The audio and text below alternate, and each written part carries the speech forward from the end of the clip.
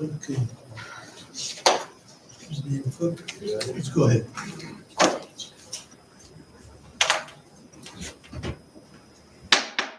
Call this meeting to order, Stuart City Council special meeting, tentative agenda, Monday, January 24th, 2022, 6 p.m. Council chambers. Call to order. Kirkpatrick. Here. Dolly. Here. Morgan. Here. Kaba. Here. Renzo. Here.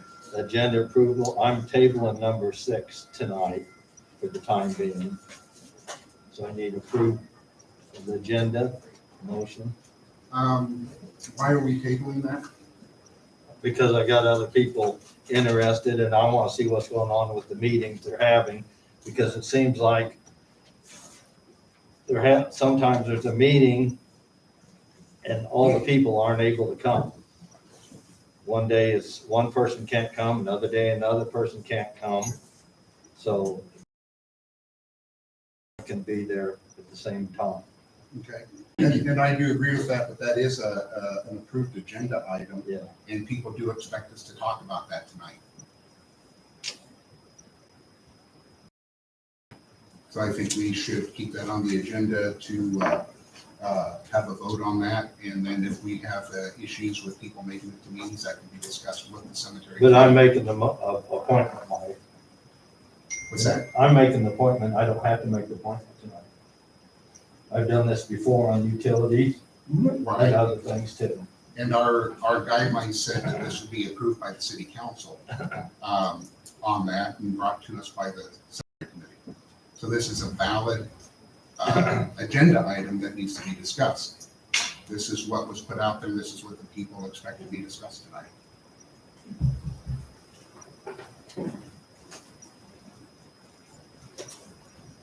I'll make the motion to approve as Dick Cook's recommendation.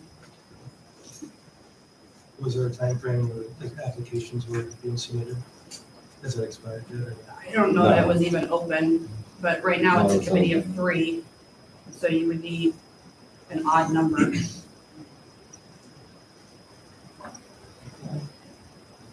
I'll second Christine's motion. Okay, motion second, how do you vote?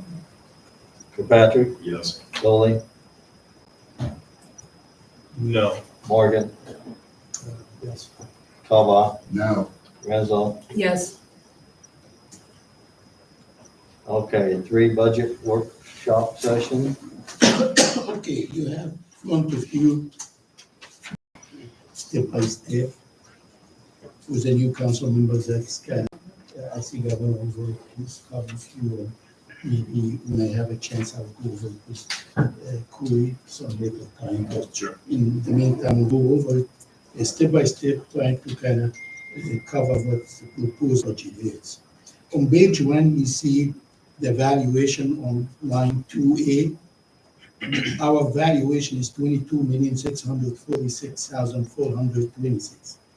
This is the valuation that we received by the 2 counties, Adair and Guthrie, and this is how much the town was. We received more than last year, so that's good news.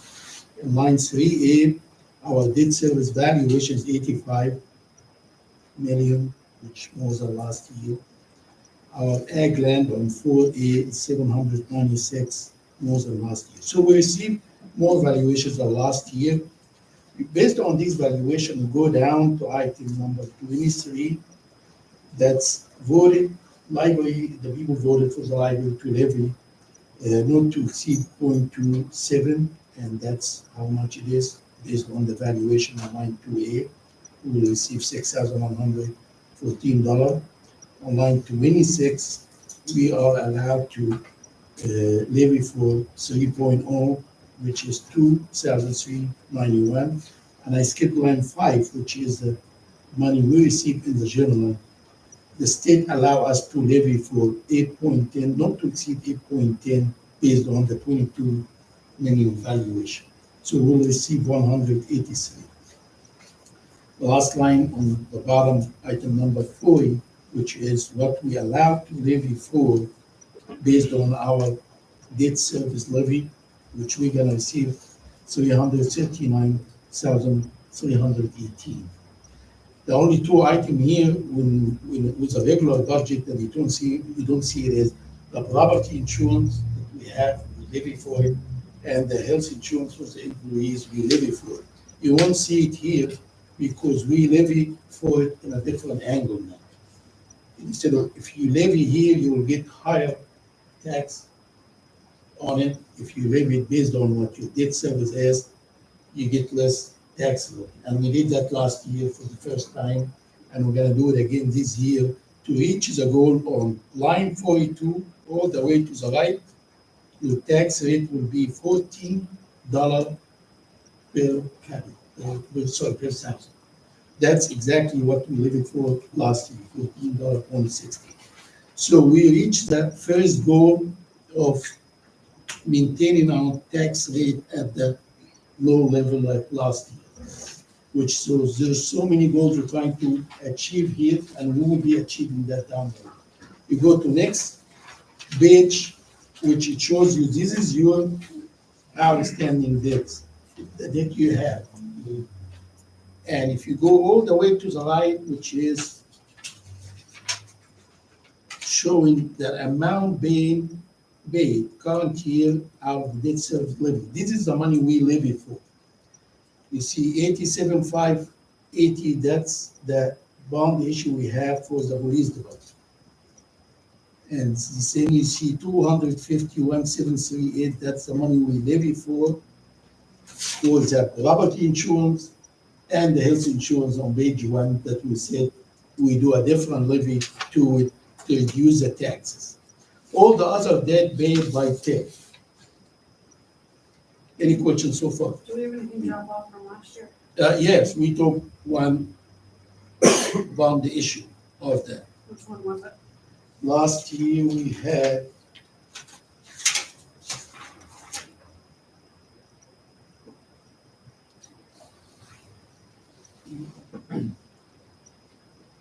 I can answer that, actually. good, if you have it in front of you.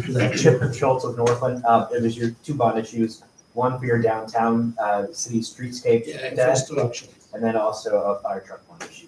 Those both have paid final payments in June of '22. Thank you. Thanks, Chip.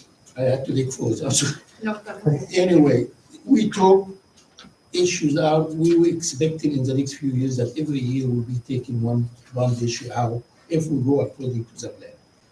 Go to the next page, which is something that state require us to do from now on, started last year. So, you know, that when we have increase on certain lines on page 1, for we have the money we received in the general last year was 162, now we're gonna see 183. The money we received for the emergency, 5,000, now it's gonna be 6,000. The money we received from FICA, I was stays the same. So we exceeded 10%. Even the tax rate is low, we still exceeded 10%. They still want us to publish this for some reason, so we'll go ahead and publish this and have a hearing on it. You go to the next page, which is what the new budget is gonna look like between revenue and expense. Revenue, what you saw on first page with the 183,000 that we're gonna receive, and the money for the library and the money for the ag land and all these things. On line 1, column C, you will see it just spread out here, you know, the property taxes, how much you're gonna receive in column C. On item 1, 3, and 6 in column C, that's what we're gonna receive based on the levy we have. On line 1, column D, the same thing, line 1, column F, the same thing, what we're gonna receive on the debt service. So from line 1 to line 6, is that just a transition from what we're gonna levy for to a breakdown to. Go to line 11, this is how much we estimate to receive on the hotel and motel tax. During the COVID, we didn't really get hit badly with it, so my expectation is to receive around 100,000. Hopefully, it goes up and down a little bit, But but it's not far. Increase with the new percentage that we're gonna be getting. We're hoping that will increase a little bit, yes. But that's number we kind of trying to be conservative with, so nobody thinks that we're gonna receive million or anything. We go and see what last year was and try to be conservative with. Item number 12 is the local option sales tax. We go always with the range of what we received last year. We got 255. So with the same number, 2. Item 14 is the license and permit. That's how much we collect from dog license and all these building permit and all this stuff. Use of money on property, this is how much we receive from interest and from buildings and all this stuff. We're trying to be conservative with that too, because we don't know really the actual number is. Item number 16, 45, that's the money that we're gonna get from the COPS grant. We're hoping that that's what we're gonna receive from. Item number 17, column D, this is the money we're gonna receive from hotel and motel tax. This next couple of years, for next fiscal year, 223,000. Item number 19, 99,000, that's the local grant reimbursement. That's the township and the fire rescue and library and all this stuff. They add up to that number. Item number 26, it should be in line 18, should be item number 18. But with this format that I have, it won't allow me to put it in 18, so I put it down in 26. That line between C, D, and F on line 26 is what they call it, the state call it the backfill. A while ago, the state decided not to tax the business 100%. We tax them 85 or 80%. So they worked the deal with the cities to give them a backfill to reimburse them for how much they not collecting from the businesses. So hopefully we'll be receiving that money. Line 27 is garbage and landfill. That's how much we collect from when you get your bill every month. That's how much it adds up, how much we receive. Line 33 is fees and charge for service. That's mainly what the rescue collect and fire collect and all these services that we provide and receive money.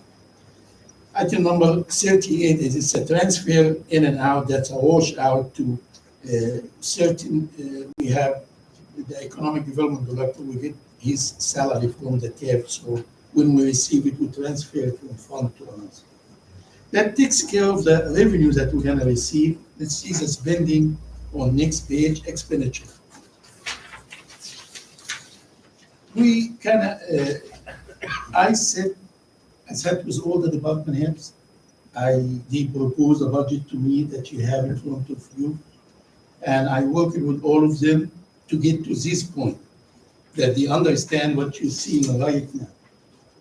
Except the police department, because the police work with the mayor and they have the request, I usually get the request from the council, and you work with them with your approval or not, you discuss it with them. But all the other departments, I have sat with them, all the department with them. Mainly, all the department ask for a lot of money, which is common. That's not really crying or anything. I usually try to negotiate with them while I give them the dollar amount that I'm giving them, and we end the conversation, but we both agree. So far, I haven't had any disagreement. I haven't any department head that disagree with what I'm proposing to you tonight. Except for the police, what you have on the police budget here on line 1, column C and D, is what the current budget for them right now is. They proposing more than that, and the police chief will discuss that with you. You go down to fire department, 55,000, that's what they proposing, but the fire department on a fixed budget, you get $17,000 from the council from the city, and then any extra they get it from the hotel and motel tax and the saving account. We've been operating on that for the last 29 years that I have been. Discuss it with the fire chief, he has no objection, nothing. At this point, I always consider that what I'm proposing to you, it's mutual agreement between the department head and myself. On the ambulance, you have this budget of $338,000. That's after talking to the department head, the rescue director, that we agreed that we only including here away from his budget is $30,000 that he's gonna apply for the grant to get it. If he get, So that includes that 30,000? Yes. Okay. that includes the 30,000, he's gonna apply for the grant. What happens if he doesn't get the grant? He doesn't. He doesn't get it out? Yeah, but we leave it because he's applying, he's serious about it, and has been applied for a lot of grants and got it, so I think he will have a good luck with it. Okay, good job, Sean. Thanks for applying for the grants. So item number 8 and 9 is the miscellaneous, but that's animal control, and we have a fund called, Fire and Rescue had a fund called municipal building. If they want to spend any money, they spend from that. So I usually give him $1,000 budget. That takes care of this budget for the police. Police will talk to you after I get done. Fire, ambulance, and animal control, and rescue building. We're item number 12, column D. That's the money we're gonna receive from the road use. I'm expecting to use it this year because we tabled some of the project that while go around, we tabled it this year. So we're gonna spend maybe more than that, but I just consider the 223 to be spent on that project. Item 18, it give you still on the street budget between 2 guys. Now we're gonna increase it to 3 guys. We give a little bit more because we are moved to hire another full-time. We have in the budget enough, I just put more to kind of give him a full-time. We have terminal part-time. Now we have more to give him a full-time position.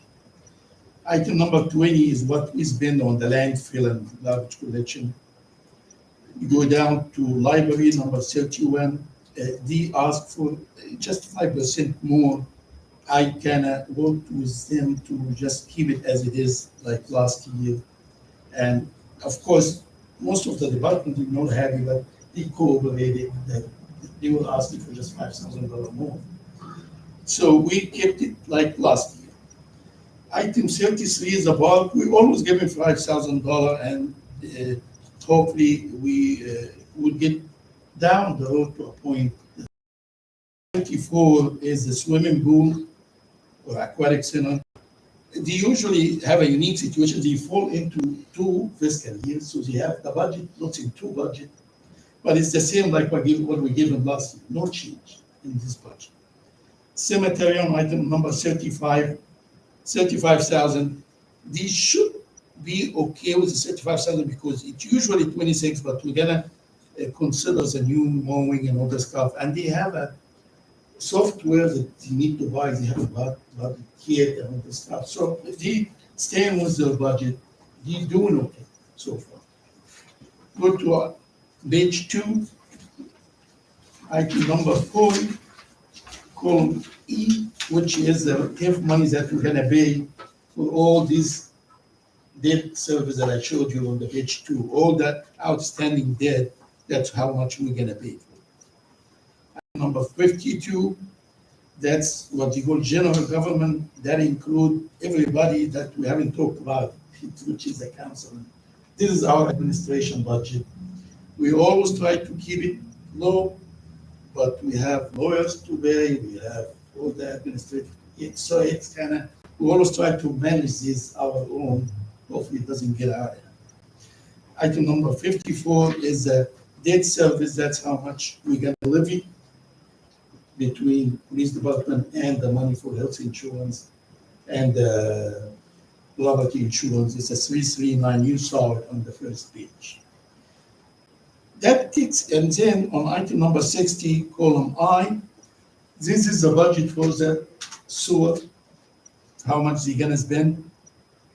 The sewer has a standard budget for revenue and expense. It doesn't change unless we have major project or pump issue. So his budget is set for the last 10 to 15 years without any major issue that we're gonna issue bonds to. This budget doesn't have water and electric because that's a way for me here as a council. They meet in the next few weeks, they submit their budget, we do the same thing in the budget work session, all the stuff. And then we'll go fill it into this budget on item 59 and 61.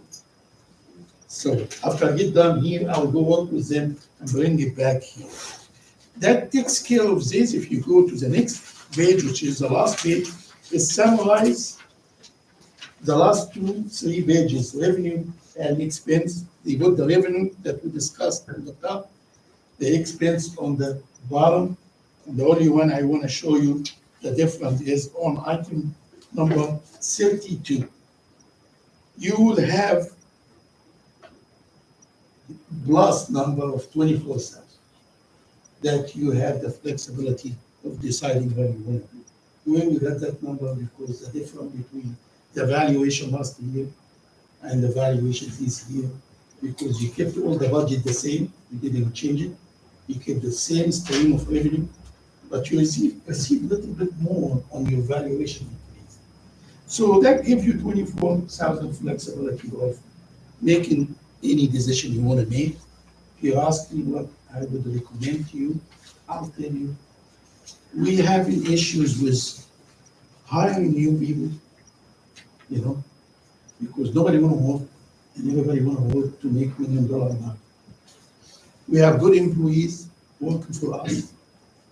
Why not to give a good raise to all the employees? So you have the flexibility. I'm not proposing anything tonight. This is just a budget work session. I want you to look at it and tell me if it suits your need. A few months ago, we passed what they call it budget finance framework. This one accomplishes this because it gives you the same tax rate like last year. It keeps the service going because you didn't decline any service. You give all the department what you have to operate on right now. So you're telling me just need the next year like you do this year. And then you kept your reserve in place. You didn't have to go to it and drag any money out. I call it triangle. I think we made the triangle and also made what the council made a motion to approve this a few months ago. So this is the best that we can give you, or I can give you as a budget proposal of the budget that you're gonna have to deal with in the next year. Now I'm willing to answer any question, to have any comment, to go through it in any different way you want to do so.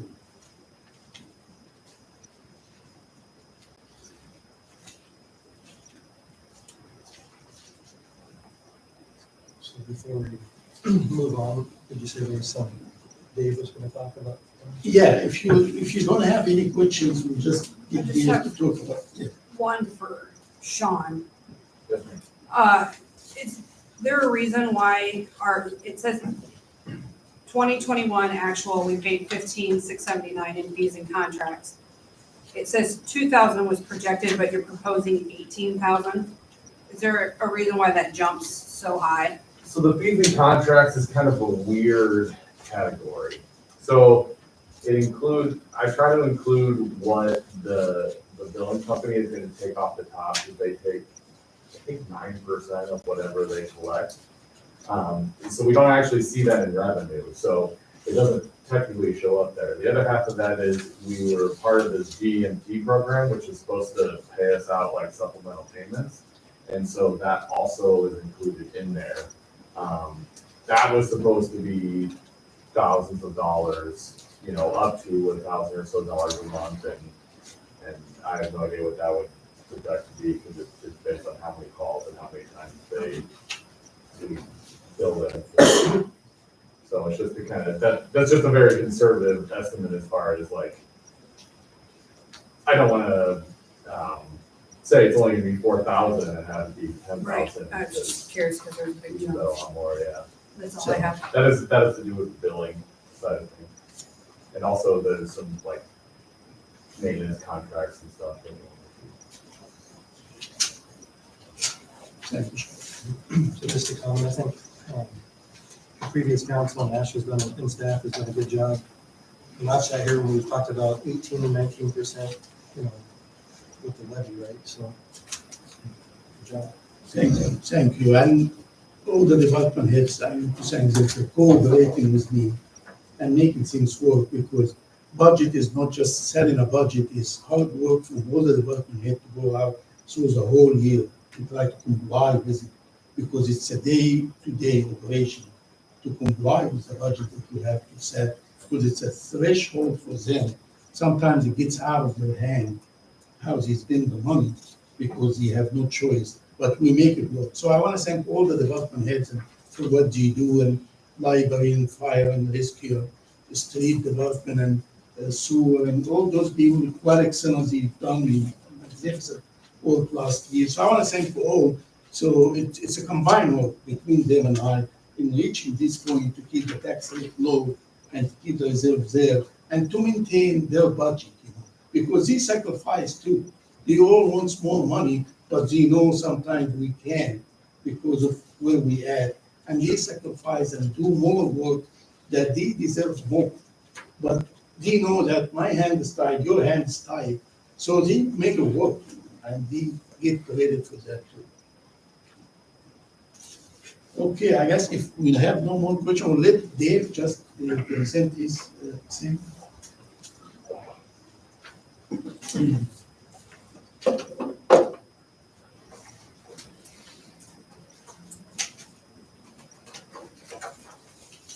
I don't know what you guys got, so I've got something to hand out here.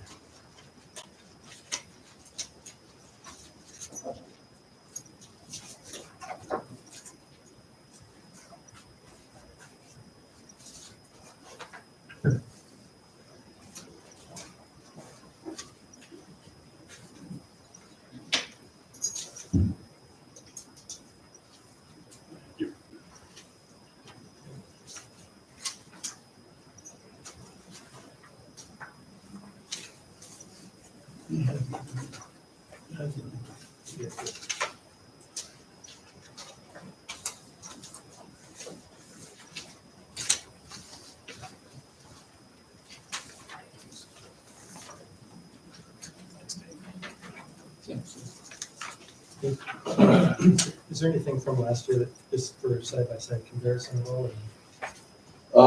I can give you my proposal from last year. I only have one copy of it, but I don't have anything that shows what the city gave us. So the main things I wanted to talk about, and you guys have probably already seen the first 2 pages of this, right? The things that I added to the back, these aren't things that I'm asking for right now, but these are things that I just want to make the council aware of some of our needs, and some of these needs have lasted quite a while. And so, this is the first time that as a chief in 12 years, I've had the opportunity to come up and talk to you guys at a budget workshop. So, I appreciate that. I appreciate you guys all being willing to listen to me. But I think that some of these needs we need to consider, even if it's not a this year thing, but I want you guys to all be aware that these are things that are going to affect us as we move on throughout the next couple of years and so on and so forth.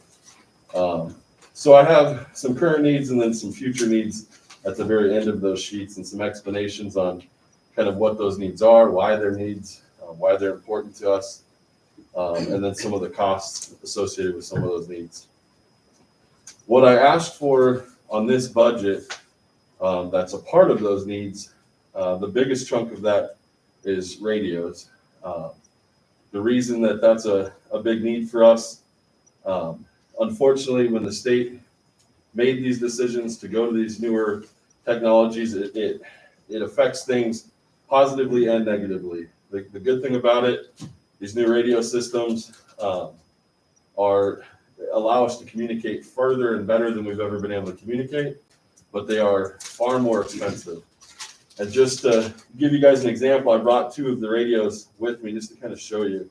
So they don't look much different, but this is one of our old portables. This is one of our only new portable.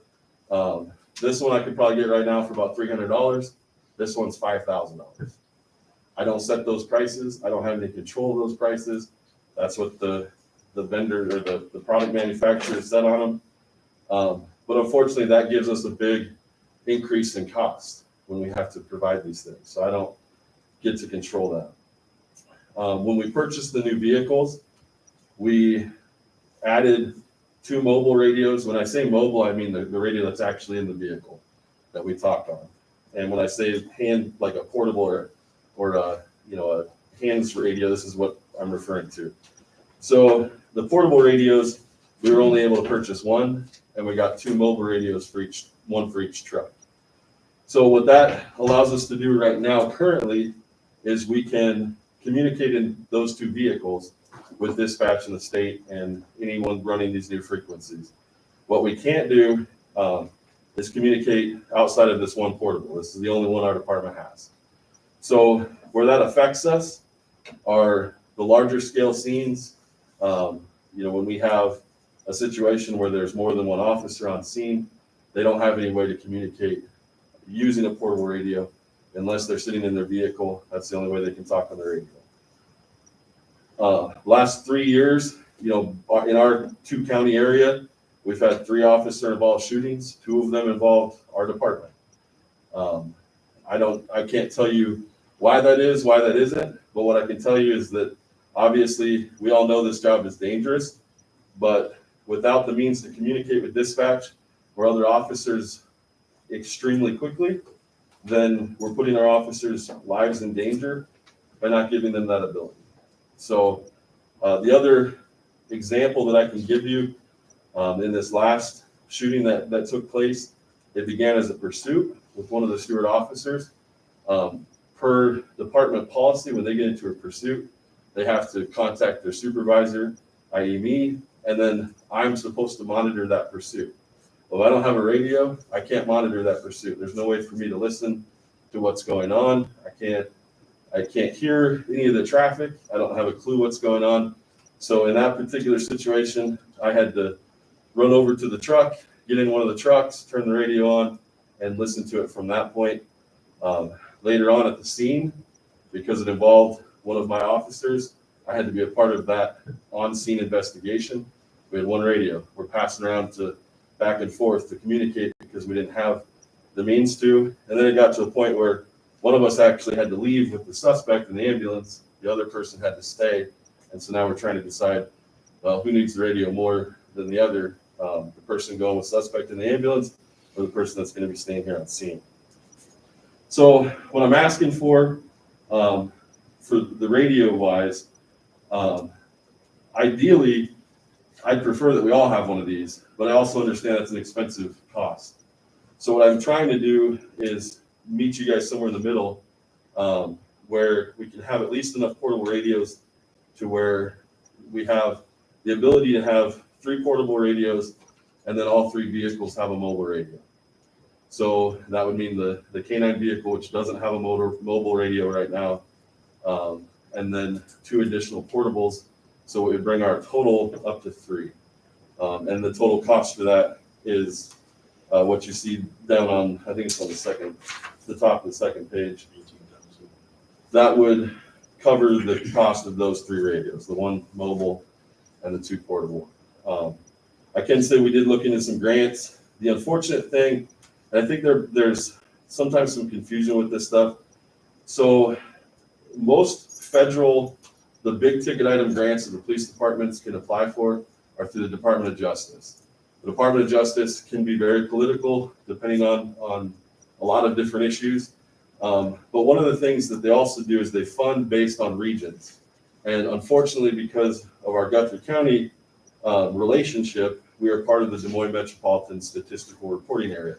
So we're fighting for the same police DOJ grants that Urbandale's fighting for, and Des Moines fighting for, West Des Moines, Ankeny, all those places. And so sometimes it can be rather tough for us to get those federal grants. A lot of the local grants are not necessarily geared towards those types of expenses. I had a sheet, it had, I think it was over 50 or 60 different grant programs that provide for radios for different branches of emergency services, and went through the majority of them. I obviously can't apply to every single one of them, and I can't, it's like you have to pick and choose which ones you think you're gonna get. But we were unable to last year. The other big difference that you might hear us talk about, so currently we're dispatched from Guthrie County. Guthrie County hasn't officially switched over to the 700 frequency for fire and EMS. Police, they have. The state has, Adair County has, Dallas County has, every county around us switched in October of last year because that was the mandate they were supposed to switch by.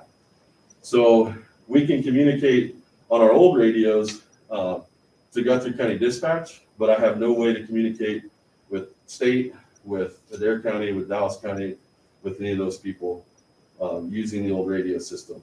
Guthrie, I keep hearing different things, but the last plan that I heard is that as the new building is finished up there, they're building a new jail, that they will be installing the new system into that building, which will then eventually transition, and we'll all be, fire, rescue, and police will all be on these new radio systems. So that's going to become a cost, for all three departments at some point.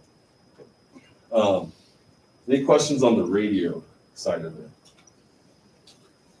Is there one particular brand that you guys are looking for, or that is compatible with, like, talking to dispatch? Yeah, so unfortunately with the technology involved in these, there's a lot of proprietary stuff.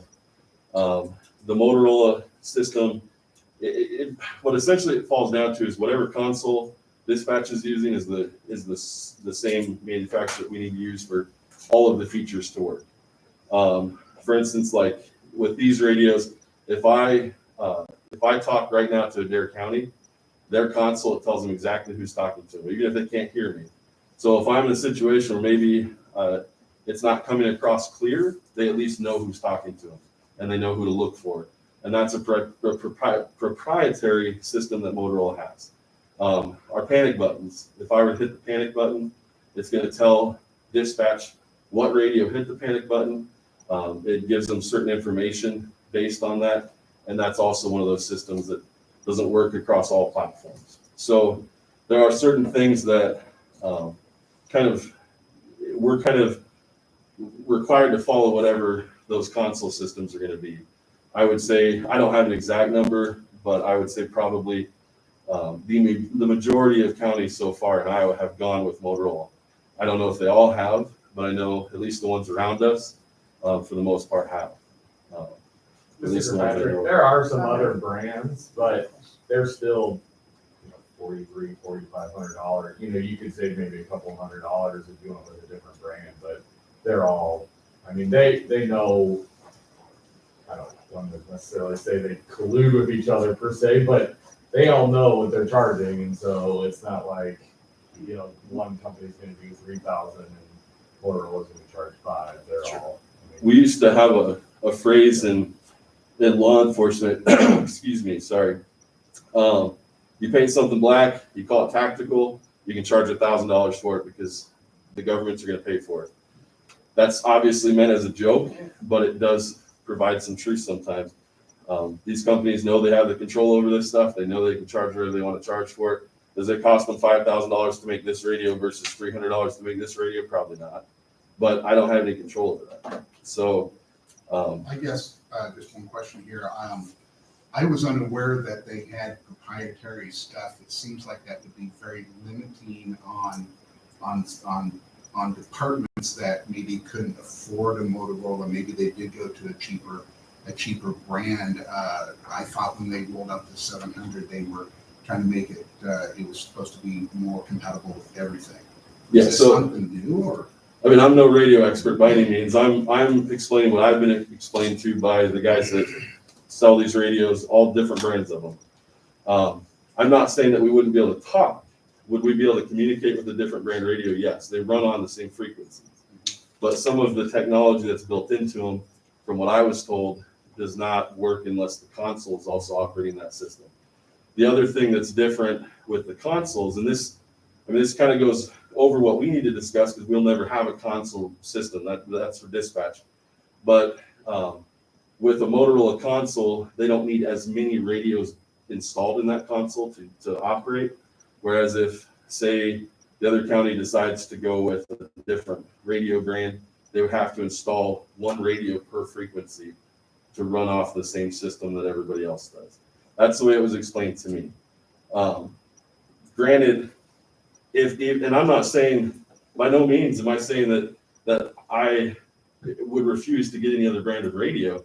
If there's a cheaper alternative that would work with all those features, I'd have no issue with going to that.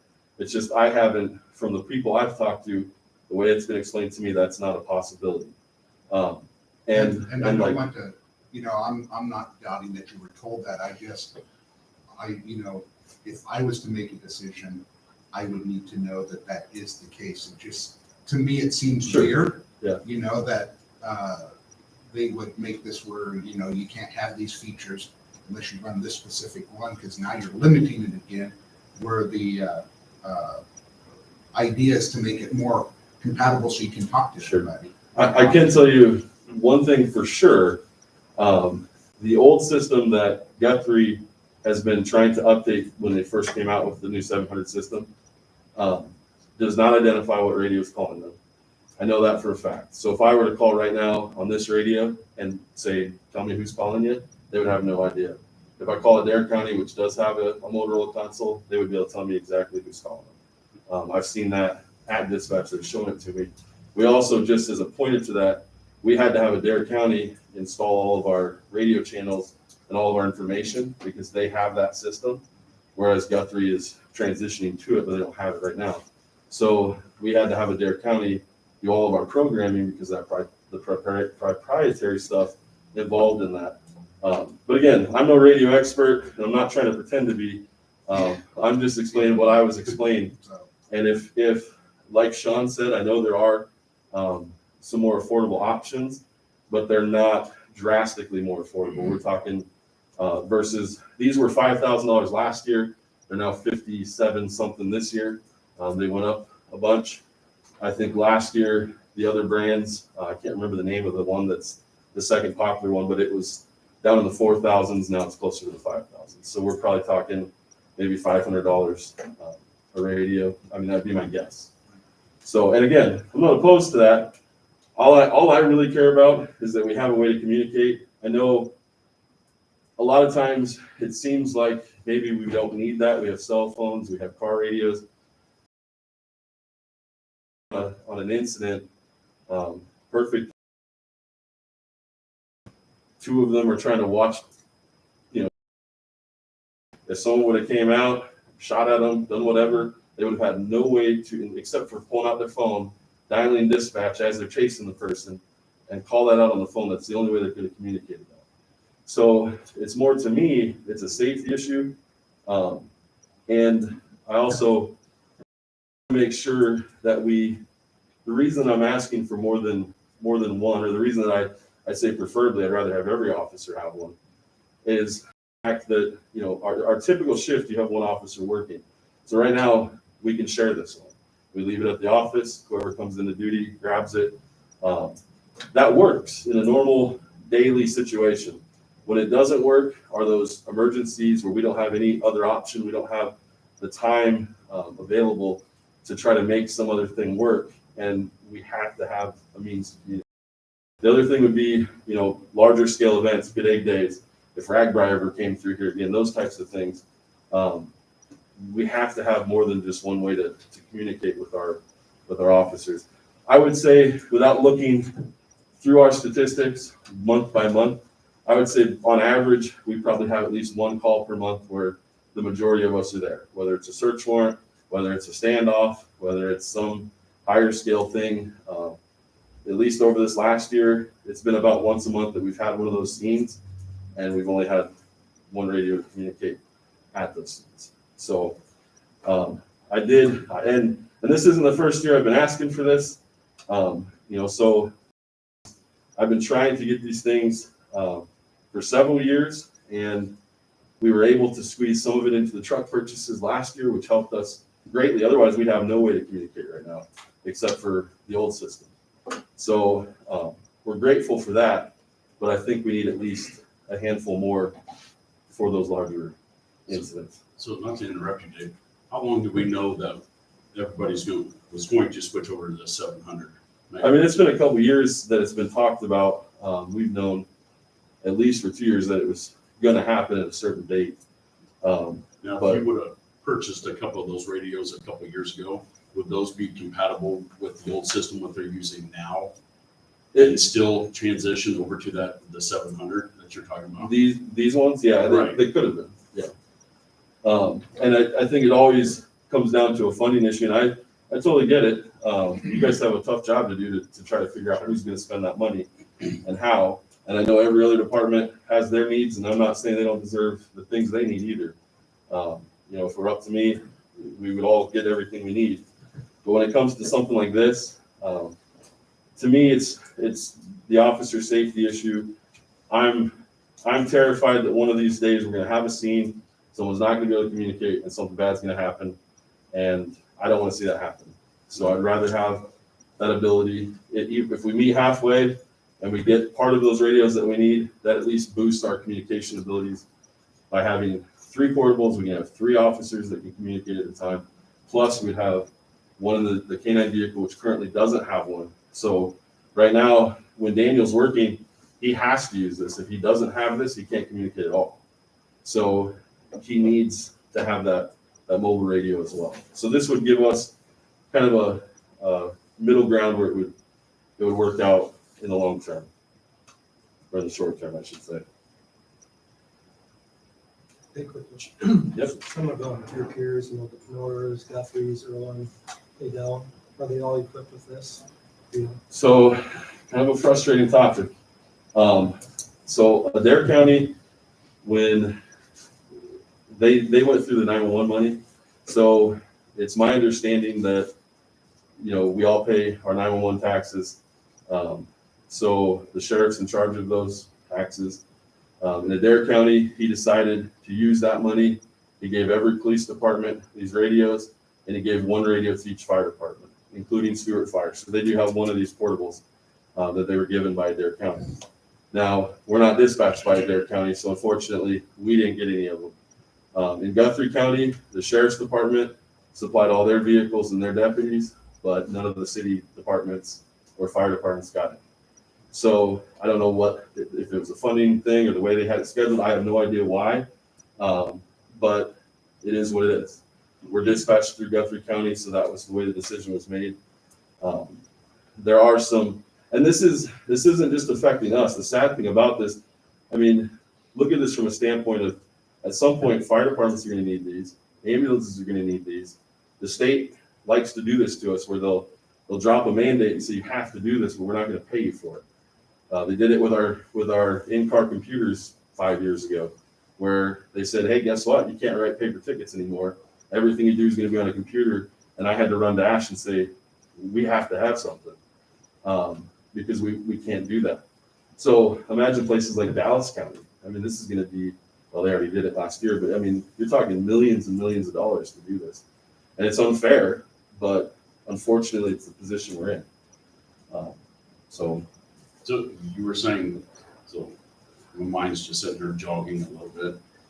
So this incident up there by the elementary school, where you and the rest of your officers were up there and you had 1 portable radio to communicate. I mean, I shouldn't even say communicate because you guys couldn't even communicate. Yeah. So we're next to our school with kids and you guys can't even talk to each other.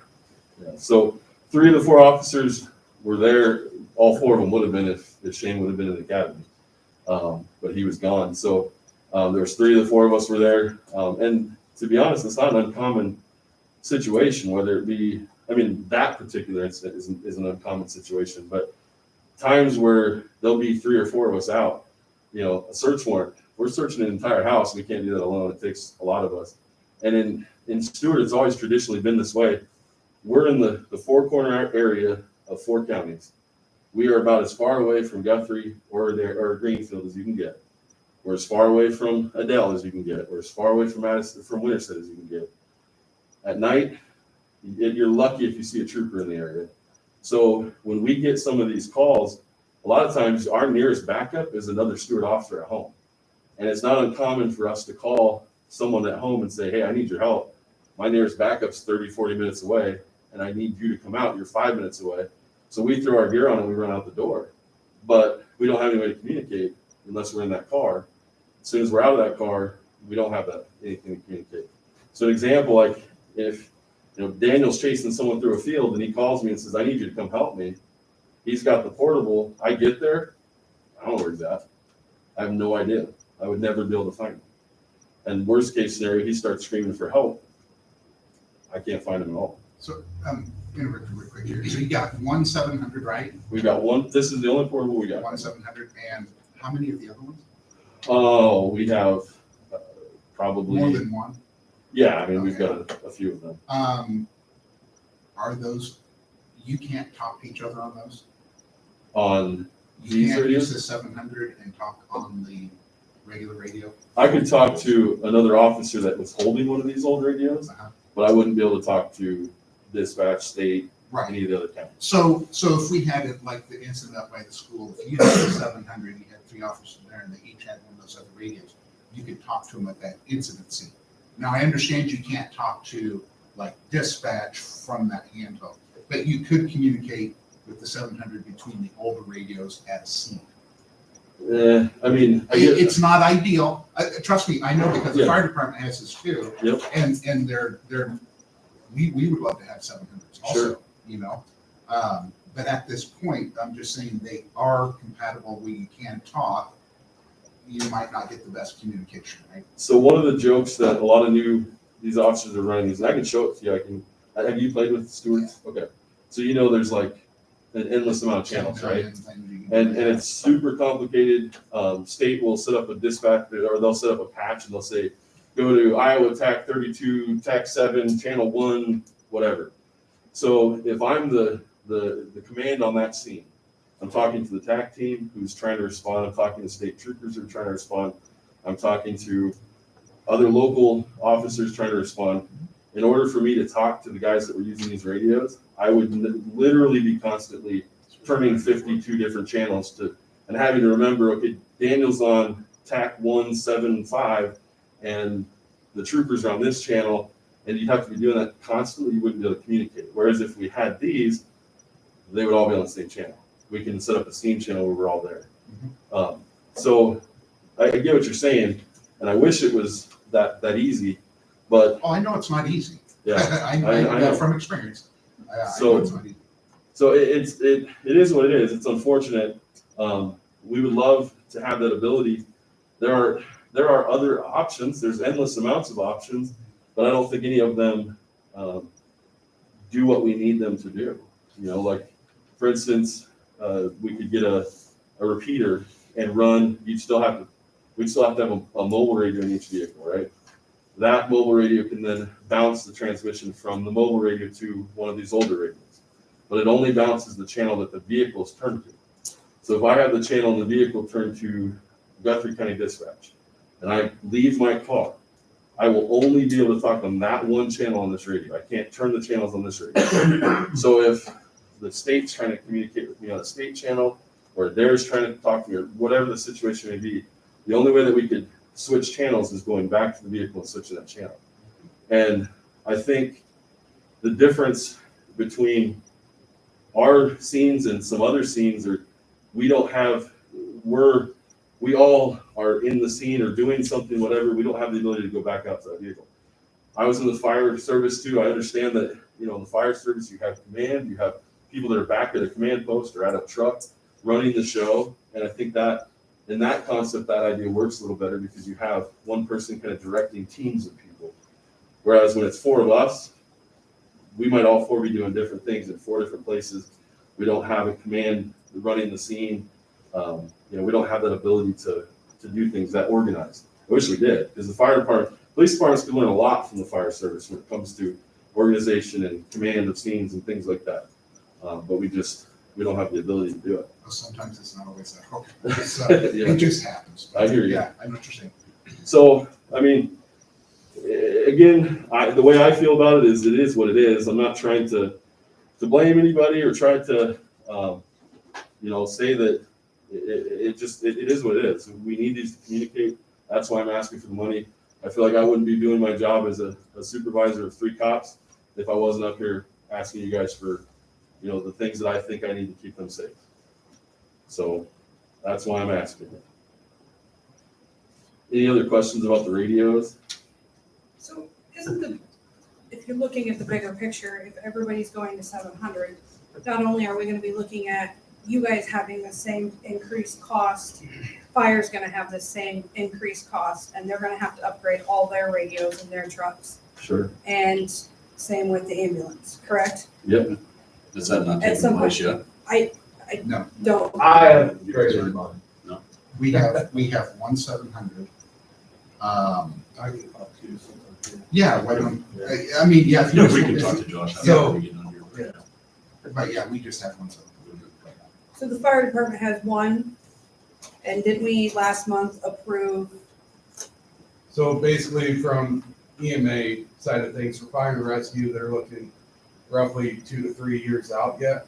So that's something that, and they upgraded their radios. Emergency management applied for a large scale grant for everyone within the community. I think Jim can attest to that. I think he was on board at that time. And they provided everyone with because nothing or Yale or Jamaica or Bagley, but they're not going to be able to afford something. eventually, all of your trucks will need the 700, and both ambulances will need the 700, correct? And you guys just got a 700, Sean, did you get a portable and then a base? We ordered 2 Last month, portables month and before. we ordered 2 portables and 2 radios. One base radio goes in the station so that we can hear it on the overhead, and then the other will go into the radio. So, Was this something that we could look into, maybe a group thing? Could A we large, get a discount on radios? If I don't Call know, it does that work that way? I don't The more know you how buy. that- the better Motorola it is. says that. I think they John will. obviously is something way, but The only concern that I would have, and I by no means am I against it. I think everybody needs them. We're all going to need them eventually.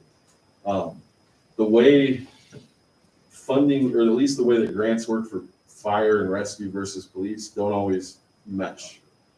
So the only thing that I could see being an issue is that, let's say we go with this in a group scale. We go to Motorola and say we need 50 of these things at some point, right? And they say, okay, well, there's this grant for fire and rescue, but not police. Or the grants for some of these things are easier to get for fire and rescue and not police. What situation are we going to be in at that point? Because I think at some point we're still going to have to probably spend that money. The other issue, again, is that, like Josh is saying, rescue and fire is still 2 to 3 years out with dispatch. We literally were supposed to do this by last October. So a lot of the communications that we have on scenes with the different departments that we work with, they've already switched. The state patrol does not this old frequency at all. They ceased doing that in October. So when we're driving around on patrol back in September and August, they were putting messages out over that channel every 15 minutes. They would say on such and such date, state patrol will no longer be broadcasting on these channels. We will be ceasing communication on that system. To communicate with some law enforcement agencies are with these as we speak right now. We can still communicate with Guthrie on these when it works. The signal strength on these are, as you guys know, fire and rescue sucks. It's not very easy to communicate sometimes unless you're in a vehicle. With the new ones, I can talk to Davenport and we can hear each other perfectly clear, but it's just the difference in the technology. So I think there is some a little bit of a time frame thing too that I'd be worried about. But by no means am I trying to keep them, everybody needs them. And I wasn't talking grants, I was just talking larger scale. Sure. So even Dallas County, who's been on this system for greater than 5 years, they still broadcast all of their pages for fire EMS over the old system. Once they do all their other stuff on the digital system, but that's how they, because, you know, like you said, I was just talking to a guy from Dallas Center, and they had 9 trucks they had to buy radios for, and it took them the last 6 years to get it just in the trucks. It doesn't include for all of the firefighters on the ground. So, you know, it's just a work for them. That's, but like you said, as far as the police operations are concerned, I mean, they're giving them an end date and saying, good luck. You know, so. And I don't know why that is, but that's Yeah. a lot of the counties with fire and EMS, they've said they're going to continue to broadcast on those frequencies. With law enforcement, not so much. So, someone had asked what Panora was. I think I was just talking to Matt Rising, the chief up there, a couple months ago, and he said that they were in the process of getting them. I don't know exactly what stage they're at. I don't know. I know that they do have the means to communicate on that frequency now, but I don't know exactly how many radios they have. So you were saying like these portables are $5,600. What's it cost for in the vehicle, the mobile? The radios are oddly all about the same price, Oh, okay. but extra money to fund the installation. Can So- I add something to, our foundation, Guthrie County Foundation has helped Nora buy their radios. They have put in a request, and they may not get the full amount that they ask for, they have to have a matching fund. But we have bought a lot of things for the Panora Police Department. Is that something that we would be able to put our name in the hat for that too? Yeah, all you have to do is fill the application out. Mike knows. Yeah, we Stuart helped them. Fire's has got funds from. And from the Menlo, Guthrie County. we helped Menlo out big time this last year. So, and that's. yeah, It we is, gotta- it's a good thing. It is a good Absolutely. thing. And That's, I'm a representative, so if you need any help with it, there you let go. me There's know. there's a contact. Really. And on that, you said you had applied for some grants and stuff. I hope, I'm pretty sure you would keep records of what you've applied for and like, can kind of give us a breakdown of how many you've applied for. I really, really, really, really believe in being a department head, being responsible for that and applying for any grant that you can get. Sure. Because we are a small town, you know, and we keep getting funding requests, you know, it's like, at some point, it gets really, even, I understand the officer safety stuff, but it gets burdensome on the people because then we're only looking at jacking up property taxes, you know. Would you explore some of those options before you? Yeah, absolutely. And the other side to that too is I don't have a list in front of me of the grants that we have gotten this year or in the past couple of years. I agree with you 100%. If we can find a way to cover something through those means, we will do it. And there's several different grants that we've gotten just in the last half of this year to cover certain things that we haven't had to come to you guys and ask. And there's even some things on those lists of needs that if we want to talk in detail, I can explain on some grants that I know for a fact will pay for some of those. Sure. It's just the radios that we've had the biggest issue with. Like I said, with the DOJ, that's our biggest issue. I don't know, and I don't know if I can ask you this. Do you know how much the Guthrie County Okay, Foundation we've was got paying two for that? applications, one up to 10,000. And then we have one from 10,000 on. Sure. The one up to 10,000 is a simpler one. But we really honor the fire departments, the libraries, the police Police, department. Yeah, we do. We actually look at them first. What kind of match is it? If like, say he put asked for, say 9,000, you've got to have 9,000 to match. And they give out like, their total funding is over 100,000. We've got quite a bunch. It's gonna be going in the paper, so watch. Yeah, The that's- other thing is, have we ever applied for American Rescue Grant?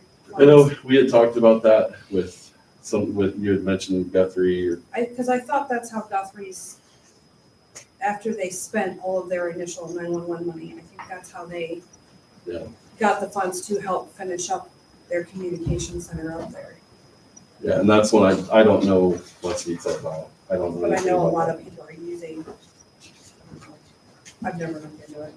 But yeah, by no, to answer Councilmember Morgan's question, by all means, if I have no problem exploring those options, I just want to make sure that if those options fail, I guess my goal is that we have some sort of deadline where I can explain to my officers that this will be something that will be providing them, if we can't find any of those solutions at some point. And that's why this list that I'm bringing to you guys tonight, these things aren't things that I'm saying I need specifically right this second, but I want you guys to be aware of those things so that we can start working towards those goals. Because there are going to be some expenses coming up in the next couple of years that might even be, more than that. And I don't want to. What I think is frustrating for me as a department head, and I'm sure just as equally as frustrating for you, is that if we don't plan ahead on these things and have 2-3 years to work towards getting that funding, then it makes it a lot more difficult for us to, and that's when taxes have to be raised, or we have to go through some immediate process to make this happen. And that's why I'm here tonight, not saying I want you guys to sign off on this right now. This is literally the first time as a chief that I've been able to have this conversation with the council and explain these things. So I'm just trying to do that now and say that, these are things that we need to look towards and look to have, financing options for. And if it's grants, awesome. Did you get a new laptop here recently? I don't have it over there. I've been told that we have one. And I can go into that a little bit, but I was just curious because Sure. I knew they were coming and I see that it's here and you said that it forced you to work from home and use your personal laptop. the main thing with us is it's not, the computer technology that we need is not going to be found in a laptop. The video systems that so when I took over as a chief 11, 12 years ago, we didn't have digital video. We didn't have any reason to store digital video. Now every interaction my officers have, they have a body camera. It's 10 years at times. So the amount of storage now is totally different than what it was years ago. And Dave, tell them about the cameras in the car, plus the cameras in the police station. Well, and those are all in this list, but, and I don't want to waste everybody's time by going through this list one by one, but I mean, those are things that I'm trying to bring to your attention, that those are things that we're going to need to start addressing because there are expectations now that we need, so. Let me ask you a question, and you or Ash can correct me. I know, a couple of years ago, we voted to take out a bond to help with salaries. And that really, we didn't have a way to pay for it. Yep. At that time, and that really set us back on a lot of stuff. I mean, we had to delay some of Jim's equipment because of that. We had to delay getting a new ambulance, and we were able to do that here in the past couple of years without raising taxes. Eventually, some of that money's going to be gone, to pay for that. And then we have to kind of find a way to fund their ongoing increases in their salaries. Okay, we don't have that set up right yet. We hope that that'll come through. And I think at that meeting, and correct me if I'm wrong, Chief, you had projected income from violations around 30,000 a year. Where do we sit with income from? I don't want to say we had a quota of 30,000. You had just projected that, and where are we with that? Because So I thought that was to go to some of this stuff like this. Sure. So if you look back at our past budgets when we had 4 full-time officers, that's when you saw those numbers. So those projections were based on having 4 full-time officers. We haven't had that until 4 weeks ago. So that's not going to be something that we'll see until those 4 full-time officers are have some period of time to work on that.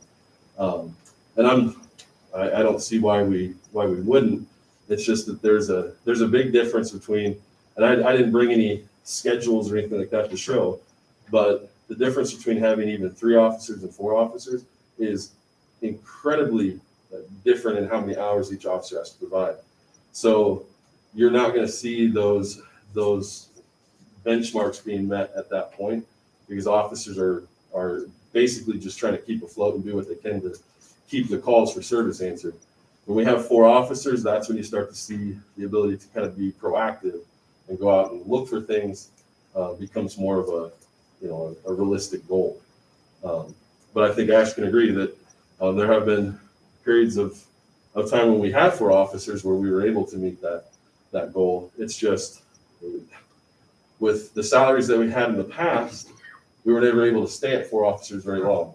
And so we'd have 4 officers for a year, we'd hit that goal, and then we'd lose 1 or 2, and we would go way down on that goal. And so it's kind of a roller coaster depending on what our average department size is. Dave, can you explain to me the school the resource officer? Does the city get that money? Does that go into your budget? Because when it came about, I never did hear how the framework of that all worked. So it's essentially like a 2080 agreement with the school that they provide the funds for that. It's not something that we budget for. So does she, or whoever, I guess it's not just me and Katie, I guess I've seen all of you guys at the school. Your time is that your working time? No, it has to be on a day off. It's all on a day off, and then they provide the funds to your department. Yes, so, well, to the city. The best way I can explain that, you're gonna see officers at the school that are working, obviously, that happens, right? There's calls that happen. There could be a call right now happening at the school, and officers gonna go there. But for certain things that the school is trying to work with on that program, those are times where it's 99.9% Officer Geisinger that's doing it. She works that out with the school, the time and all that kind of stuff. And then she has to be on a day off to do that. So she doesn't go there and, during a scheduled day for us. It does though give us some bonuses at times, because the school did agree that in an emergency situation, she could be utilized. So for instance, some big thing happens, she's out working at school, I may be working here, whatever. It gives us 2 officers in the area that are close by that can go handle that. But that hasn't been used a whole lot. Katie did write a whole article in that Stuart paper explaining the whole process of what she does with the school. She didn't go, did she go to the financial part of it? Like, because I think that was your question. Yeah, I right? just didn't know how the financial. Yeah, see, I didn't framework either. worked So in it. if they pay money to the city, then you just use that for general supply. I mean, like you would use that for this stuff, or does she get paid out of that, or? No, it doesn't, I don't have the contract with me, but it covers, so like if she were to use a department vehicle, there's a calculation there where they'd have to pay for part of that. But it doesn't come to our budget at all. We don't see that money. So if it essentially covers her wages while she's there, but the school is paying those wages while she's there. And then it does cover for, it depends, because if she drives her own vehicle there, like if there's something that she doesn't need a patrol car, then it's written into that contract that they'll cover the cost to her to pay her for her mileage. If it's one of our vehicles, then she documents that it's one of our vehicles, and then they would pay for that chunk of the vehicle expense, which isn't much. But why wouldn't that money come back to your? See, that's why you said it comes into the department and they pay her wages. Because she's He on said her day it comes off. to the city. But that's what I asked. So Does if she it's get coming paid for into that? the So city- yes, She does. she Okay. gets paid to work Okay, there. all right, that was, yeah, okay, but they cover, Yes. okay. It's not like it's not a surplus of money to us. Right, It and that's just what I was covers- asking, because when you said it comes to the city, I was like, well, wouldn't she get paid? And, so It I just thought maybe covers just- her wages, and then, like I said, there's a minimal Sure. amount of equipment fees that they pay for if we're Sure. using our vehicle. And that's an actual 28E? I don't know if it's an action, it's similar to a 2080 agreement. I mean, I could show you the contract that we have. Does the It's- money for the equipment come back into your budget to cover equipment needs? I mean, or technically maintenance? it would, but it's Very No, it's minimal. probably not I was much. gonna say like 1 mile or something, There's a fee per mile and something like that. per So time. So, and like I said, that could be- I could show you that contract. The school board had to approve it, and at the time, the council did as well. If you don't mind. Yeah, I just don't have it on me. Just forward it to me Yep. now. I don't know if any other council member wants it, but yeah. Because I've never seen it, I'm just interested in Yep. what it says. And there's rules and policies and procedures and all sorts of stuff that Sure. go into it. Sure. Hey, David, is it okay if I ask a quick question, just to kind of bring it up to speed? Yep. So like when I was on here last, we went from 4 officers to 3, right? Yep. Then we took the 4th officer salary and spread it out. Yep. So when we brought the new 4th one in, is that coming from the grant that you're talking about, or did we take back and? So, it's kind of a both answer. So what had happened, when I first came here 11, 12 years ago, we had 4 officers. We had 4 officers long before that as well. So that wasn't a new concept. The problem was that our salaries were down in the high 20s and low 30s, and all the counties and surrounding areas were getting up in the 40s and 50s, and there was no way for us to compete with that. So we kept losing the 4th officer. Almost, you could almost set a date and say he'll be gone by then. And so the 3 officers at the time that were kind of consistently staying, we all 3 got together at the council and said, look, we'd rather get our salaries up and work those extra hours and not have to keep training a new person. So we kind of came to an agreement with the council that it would be a temporary fix. It was never a permanent solution, but it would be a temporary fix to get us kind of caught up. So we did that for several years. When we came, what was that, 2 years ago? We came to the council with a proposal to bring back the 4th officer and get our salaries. We had done a ton of research on different departments and all sorts of cities, what they were paying, and we asked for us to get a 4th officer and increase those salaries to try to make them somewhat comparable to the surrounding area. So that's what we did. There was a bond issue that was voted on that covers probably the bigger chunk of it, and then the COPS grant covers some of it. There's like a step cycle to the COPS grant, so it covers some of the 4th officer's salary temporarily. It won't forever. It's like 100% the first year and 75%, and kind of goes on. And also with that said, we also, when we had that discussion, we set the 2 bottom officer positions on a step system where each year they would make a little bit more and a little bit more and a little bit more. And that's one of the reasons that I have those numbers listed in our budget, because that's what they would make through 2022. Now that number will change every year, but that would be enough to cover their step increases for the next year throughout the end of next year. So they're on the step right now here, Daniel and Shane, and they'll go up to a maximum of 55. Is that After correct? 4 years, and yeah, they would be at 55. So, And just so we had came to the city and asked for that. The city voted for it, and that got us up to that number that you're seeing there. We had also additionally asked for some part-time money to help cover the costs of when we have to have an officer come in to fill in shifts, things like that. But with COVID last year, we didn't have enough budgeted, and so I'm asking for a little bit more there too to cover vacations and part-time salaries for those incidents where an officer has to take time off. We ran into several times this year where it was worse before. Now the mandate's like 5 days you have to quarantine, 5 days you have to wear a mask. But it was 10 at one point, and so if an officer came to me and said, "Hey, I'm feeling sick," we had to send them up to Department of Health. If the Department of Health tested them, they're positive, they can't work for 10 days. So we had to either other officers had to work overtime, or we had to hire people to try to fill those shifts while they were gone for those 10 days. And we didn't budget for that. We weren't expecting that to be an issue.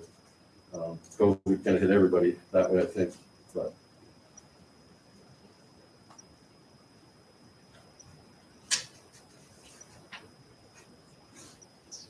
So unless I have this wrong, and maybe I do, but this Eventually, yep. So money that we're receiving, we will just fall in the next couple years here as that decreases. How are we gonna, this is really for you, but how will we make up that money without I increasing? think we're banking on evaluations. Steve. Yeah, Steve, right now, You I can can't answer bank that. on that. I can answer that. Yeah, you can hope that you get that. It's not a guaranteed thing. Right, You so know, I'm just saying there's gonna be a lot of money in the next few years that unless we find the PD finds another way to generate revenue, whether it's grants or whatever it might be, that we're gonna have to take some sort of an action Yeah, or increase. very good questions, you know, kind of. Well, if I can touch on that too, there are some, I mean, I don't know all of the specifics off the top. There are certain rules where that position has to remain open. They have to keep that position on the payroll for a certain amount of time. We're not allowed to use that COPS grant just whenever we want to. There are some rules on how often we can use it, what types of positions we can use it for. So like one of the requirements is it has to be a new position. It can't be to cover an existing position. So like we couldn't apply for a new COPS grant 2 years from now to cover the same officer. He's already used that grant. So there are some different, things behind that. And unfortunately, with the one thing that always sets us apart from fire and rescues, we don't, other than citations, there is zero way that we can generate revenue without some sort of funding like a grant. We can't charge for our calls. We would love to sometimes, but we can't charge for a domestic violence call or an investigation that doesn't work. The only types of calls that we could even charge for are calls like false burglary alarms. Certain cities have ordinances established where you get one for free, and then it's a problem house that they have a false alarm every week. So the department can start charging them a bill for that to say, hey, we're coming out here every week for nothing. But our average burglar alarm call in Stuart is maybe one every 6 months. So, we'd be generating $50 every 6 months for that, which it wouldn't really accomplish much. That's more for, Des Moines that goes to 200 of those a night. So there are definitely some funding struggles that will, continue to increase. And I hate to be the bearer of bad news, but Guthrie and Adair County both are in different stages of negotiations with their wages as well, and they're our top competition. So last I heard from Adair County is if the board passes what they're looking at, a bottom level deputy will be making the high 70s starting wages, and our bottom officers will be making 55. So those are always going to be struggles as well. How do we keep people, motivated to stay here? Those are again prices I don't have any control over. I don't have any control over what the going rate for a cop is in Iowa, but apparently here lately, a lot of cities and counties are saying it's worth a lot. So, there's a lot of issues like that that are going to be coming up. Whatever happened to our speed camera that we were looking into? So, last I heard, it went to the city attorney, Rick, and the last email I have from him is that they were looking into it, but never heard any updates from him. There's 3 things we're waiting on. It went to Steve Brick, and you never heard back. No, the last email was just something about a question about the program, and they gave an answer to it. And that's something me and Dick have talked about. I actually have some other stuff in here too, if you guys want to look at it for other things. But there were like 2 or 3 things that we had talked about kind of off and on all year last year. And I didn't know if you guys are still interested in. Speed But that camera would is be one of them. huge because it would sit underneath the interstate. It's a big And that's, revenue. I've said from day one, I'm not for it or opposed to it. That's a decision the city would have to make. Christina, you sent an email to Steve Brick a while back on the issue of ATVs. And I suggested the city send him an email and said the ATV, the speed cameras and the trees, if we don't have a response, we'll have to go some The other avenue. answer I received was that the emails really should be coming from Ash, not from the person on council, but he did not realize he had the authority to spend the money to do it. So Now, he didn't want to spend the money to research it and do all that because he did not realize that he had the authority to go ahead and do that and to spend that money. We're And so getting he off wanted Yeah. it to come from Ash, so that way he had that authority. So not to interrupt, but Ash, you had something to say about this copy. Go ahead and explain what you were going to say to answer Dave's question. We issued $400,000 that owns a new coaching tool. Yeah.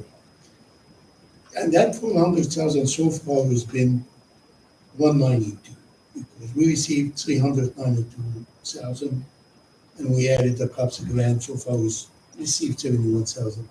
Out of those, we spent 192. We have 271 left.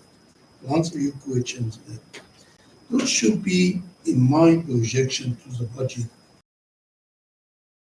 But as they are now for the next 2 years, dramatic finance issues. But if we increase, Yeah, then we can't take out, then you're not 2 years ahead, I then agree. we need. You're a math teacher, thank you. Yes. You answered. That's very Thank much- you. That's a very That much money's answer. gotta come from somewhere, Yes. so either we increase property taxes somehow, so. Yes, exactly. So And that- then, and unfortunately, you know, we're not growing as fast as some cities, you know. I totally understand Dave's concern on the safety. It's a big thing for the fire too. We are at a point that we're gonna get to a point somewhere where we're taxing our citizens astronomically. I know we've been up in the, 19s, you said, James, you've seen that. I know other people have seen that. This council and councils before have done a good job to get that down to 14 and try to rein in spending. I just, I really hope you take the time to talk to Susie about this, you know, that grant's been out there, that foundation has been out there for years, so I'm not sure why it wasn't utilized before. You know, this could have been done until, it kind of seems like we get to a point where we gotta have it right now. This was You have 2 to years. project out. What's that? You have to project out, so it takes us a while, once you put the app in, then it has to be approved, and then it goes to the foundation in Des Moines, and then they look it over. But usually you get what you want. Yeah. You do. So about how long is that process, just roughly? Well, you'll have the money probably about May, June. We go over the apps in April, because they're all supposed to be in by March 7th. And then by the time it all gets processed, and the checks right now are being sent directly to you. We don't ask you to come and get them like we used to. Yeah, right, You right. guys show us what you did. Now, they may do that again, because they kind of like having you guys come in. Well, sure, yeah, and it's good for everybody to It see that, is, so. it is very good. Um, It's good for the other towns to see what other towns are doing. We're trying to help Bagley and Baird out a Yeah. lot right now Yeah. too. Well, I When is guess- that officially open? Well, it's supposed to be open by the end of this month, but they're still working on one of the apps. So it should be, I would say they should be finishing up so I can get it in the paper. But you can call me or find out from NT when it's gonna be, because you guys usually put them in that. Yeah. Yeah. In my opinion, I guess maybe I'm talking out of turn here, but so Chief is asking for 3 more radios for $18,000. I say if we do a match, if we go with Guthrie County and do a match, even if we go 5, I'm just running some numbers here at 5, let's just say $6,000, there's $30,000. And if we apply for that, we have to match half of that, we're still less than $18,000 if our half is 15, correct? Yeah, I'm in total agreement with that, Yeah. but I think for tonight, all we gotta approve is, I think we go with the budget that's at here, and if we need some sort of another meeting to approve that, we can do that, can't we?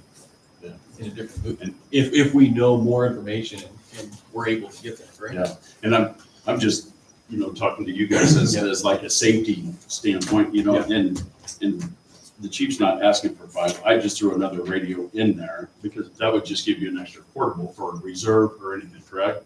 If you, if we. One car and four more. Correct.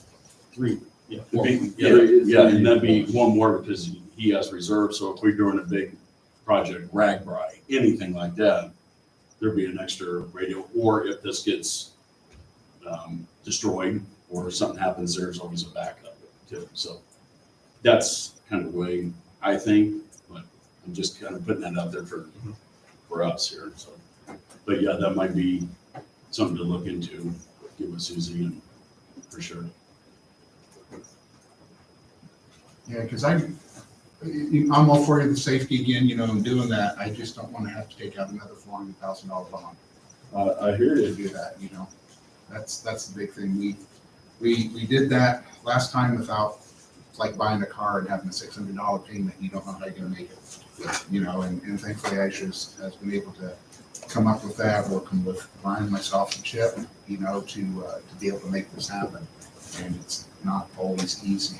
And also giving a good value to the people that actually pay for this stuff, and that's the people sitting up there.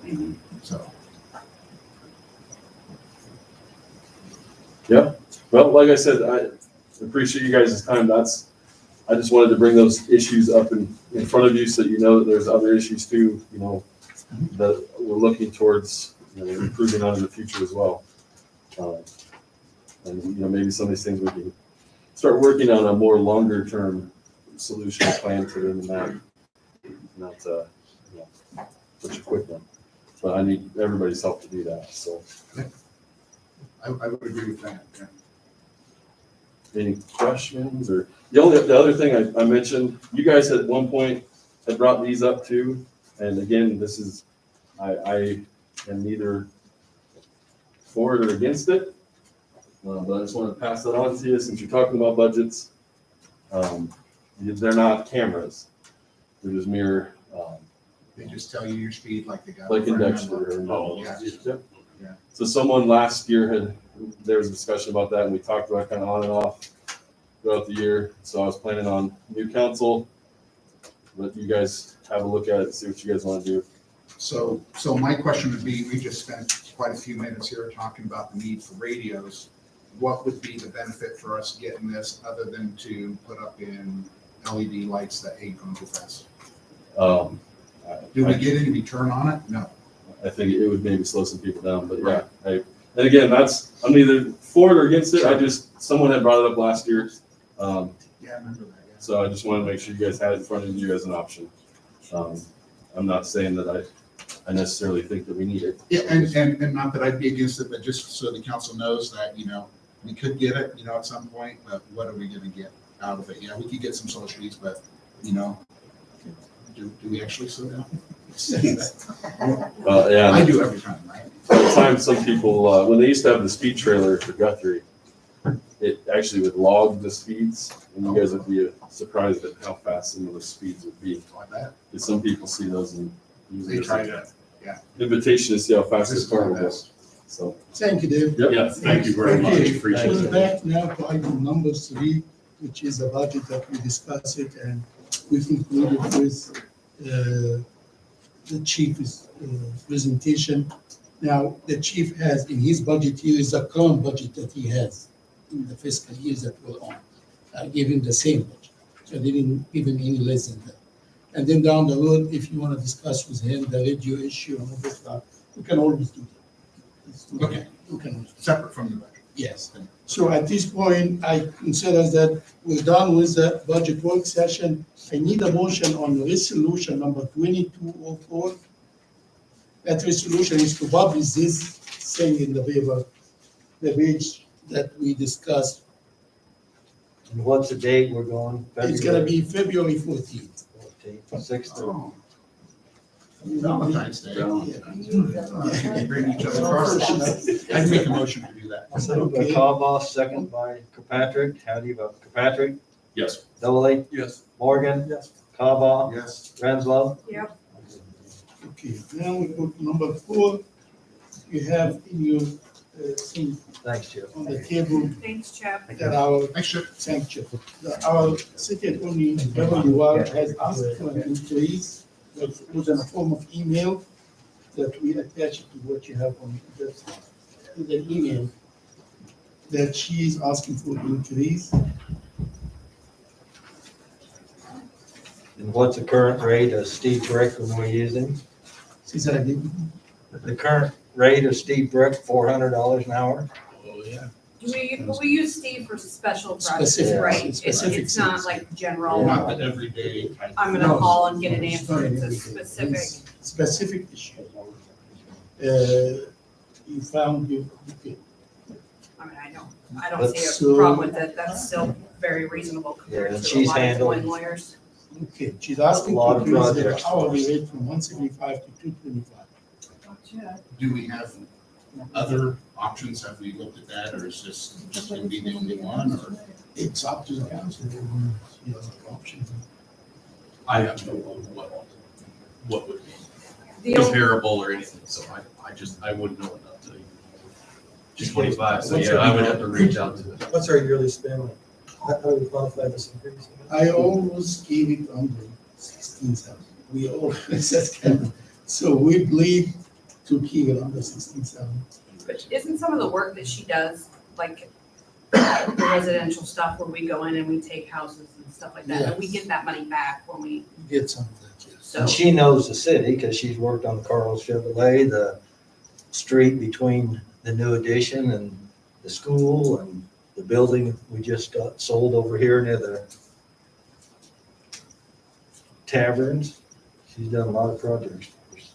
I guess my question is, she stated in here that she has several items that needs to be finished up. Well, she'll get done this month at the new rate.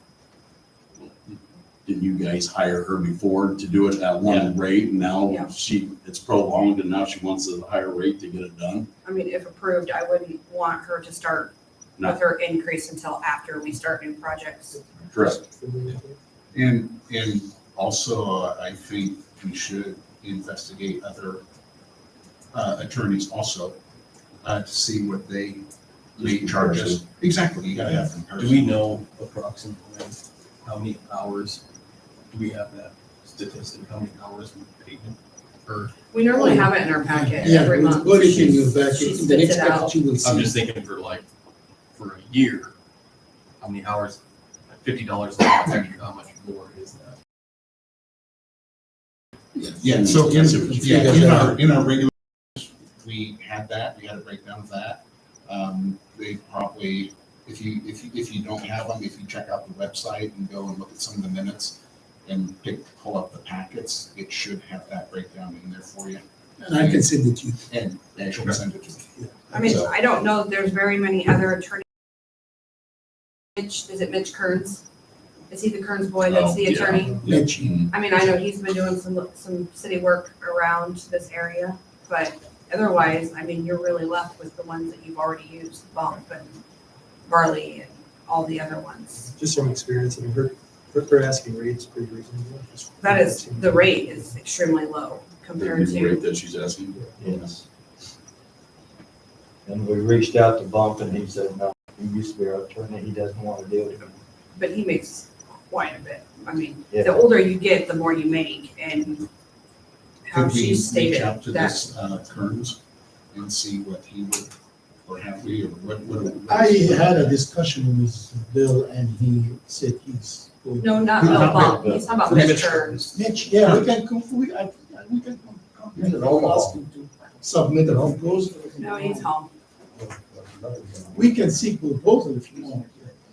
We can, Why not, yeah, we can contact Mitch and others.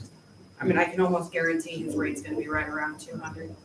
I mean, that's what normal incoming attorneys kind of sit at, is at Is there, two, If it's that, 225. I mean, that's brand new associates.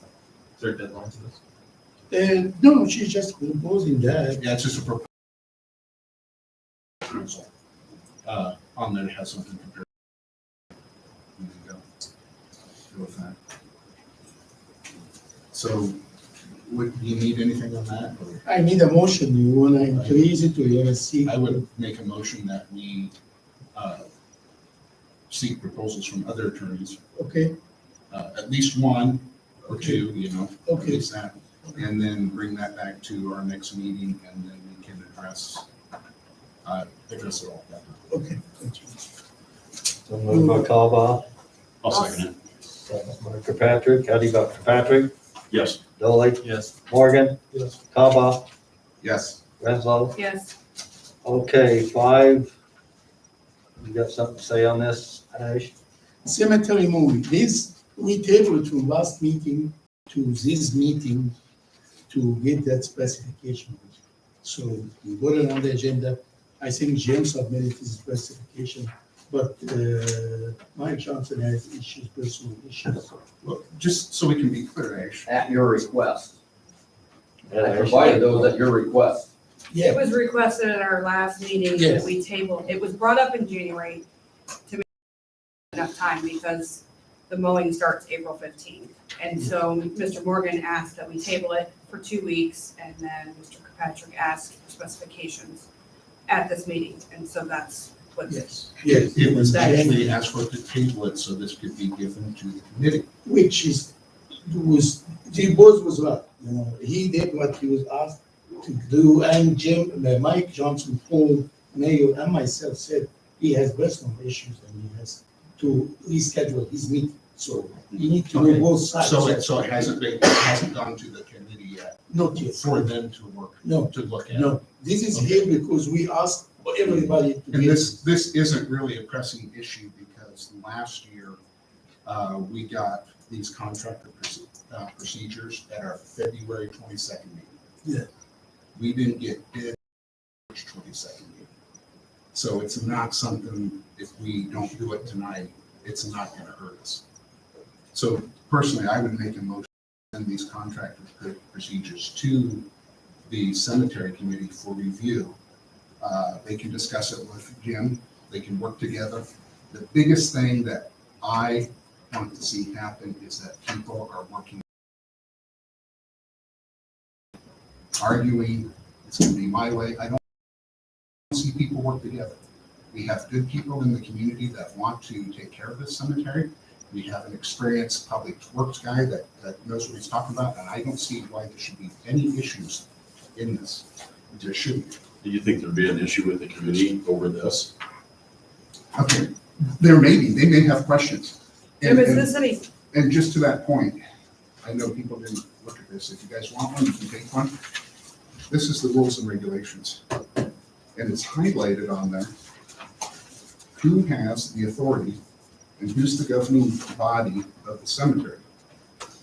Now, it doesn't take out the city of Stuart at all. City of Stuart, which is us, we have to approve or deny anything they come up with out there. Everybody I've talked You say we, you mean the council? The council, yes. The council has the final say. Committee has no final say. They can bring up a proposal to put a water park out there. If they want to do that, they can do that. We don't have to agree to that. I'm sure Jim sure as hell wouldn't want a water park out there. I don't know, maybe he would, I don't know, But we have people that have a desire to keep that up, have it looking nice, maintain it, maybe make some proposals to beautify it, whatever. I don't see why we can't, as a city, maybe step back a little bit, let them do their job, let them make those proposals, and then we as a council, as a governing body, we can approve them or deny them. but it needs to go through the chain of command, which the committee then reports to Jim, and they work with You want to Jim. read this? And then committees can't obligate city money. Quoted You from did. your mouth. You did. I didn't. You obligated a contract to spray out there without bringing it to the city council. Jim? I did that, because Okay. that's the way it's been done for the last 15 years. And So I understand. continued that. Okay. Don't blame Christina, I did that. All I'm saying is the committee works with Jim, and then Jim brings it to Ash, and Ash brings it to the council. That's just the That way it isn't works how with it works. any It committee. works the committee to Mike, to the council with the ash, whichever. It So, doesn't go through Jim. and, Jim, and, nobody, Ash. nobody with, that is a paid employee of the city, nobody. That includes the mayor, hey, mayor's paid employee. Going to these committee meetings has any kind of jurisdiction whatsoever, and that's from the Iowa Leagues of Cities. Nobody said he had jurisdiction, they just said that it's a chain of command. They report, But that's- they but give Jim's not him in the the chain of recommendation, command. and he gives the I recommendation. take care of to all Ash. outside maintenance. Jim's Anything not, happens Jim's outside not of in this charge building. of the cemetery, and we don't have to go to Jim, we go to Mike. well, I'm not in charge of the cemetery either. Trust me. You're on the cemetery though. I'm just You're a liaison. I'm just a liaison. Right. I am not in charge of it, so let's I clear think that up. the motion was made by Mike is good. I'm gonna include every word you said, Mike, but let's give it to the committee. Committee works with Jim and you all get along. We would put that in the meeting. Just get along, like you said, the committee with Jim, Right. and then bring it back to the council. Let's have the motion was it this way. That was moved by Mike Calvo. Who seconds it? Sorry, say your motion one more time, Oh, if you don't mind. no, Sorry. that's all right. That these contract procedures be referred to the cemetery committee for review. They can work with our public works director, that everybody gets along, that this should be for the mutual benefit of the cemetery and the citizens of Stuart. So, with the motion, we need a second. Second. Second by James. How do you vote? Kirkpatrick, No, Dolly, Yes. Morgan, Yes. Cobal, Yes. Renzo. No, Okay. I have a question for you.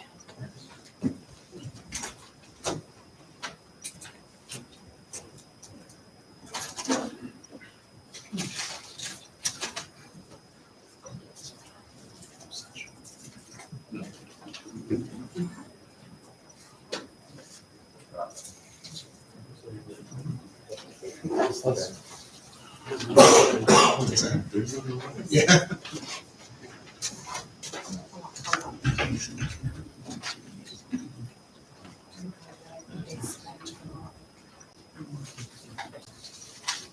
Okay.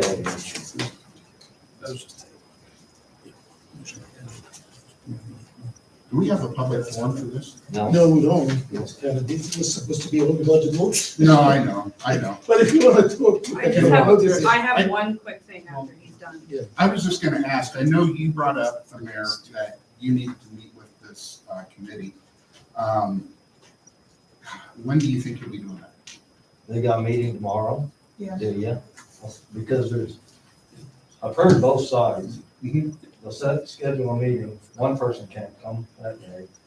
Set it for another day, another person can't go. They said, we gotta work together on this. Well, think and- And that, We're all committed for tomorrow morning at 10 o'clock. 10 o'clock, okay.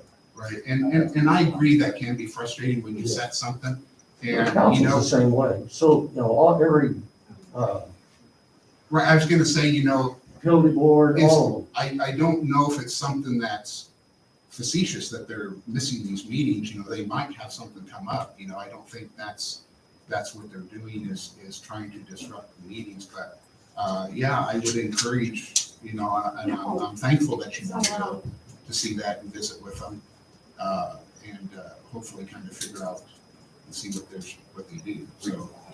we have to come to a peace deal here, because from what I've been seeing here lately, this is chaos. And I don't know a whole lot about it, but what I have been seeing, we can do better than this, as citizens of this town. And yeah, we have to come together a little bit better than we have been, for sure. Alberta's got some pictures here that I want all the new board to see from the cemetery before we had this guy come in this year. So she's got pictures that we went out and took, and some of us went out with brooms and swept the stones off and tried to clean them off. As many as we could. It was too hot for us. It was 2 years ago. And we were old. With the So, grass clippings, you know. yes, yes, it was Did- awful. They were did- dried on and they stained the stones. I mean, wasn't that contractor responsible for cleaning that off? They did, Who enforced It's that? not in the contract. Wasn't in the contract. no, they did not clean them off. Well, Part of our problem is there has not been a written contract made that everybody knows what's going on and what's not going on. So it's just more or less everybody's word of mouth. well, back in '07, '08, I'd have to dig back my files. When my brother and I had the lawn care business, we did mow the cemeteries out here. There was an incident where that had happened, where we did get grass up on the headstones and everything else.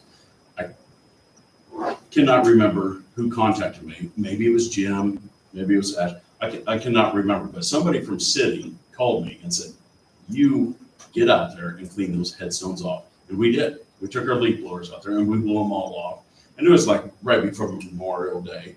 And that happened. But us as a contractor, we did that at that time. Well, these had been blowed on, rained on, blowed on again and dried. And this was in the summertime, it was after Memorial Yeah, Weekend. yeah, it was after.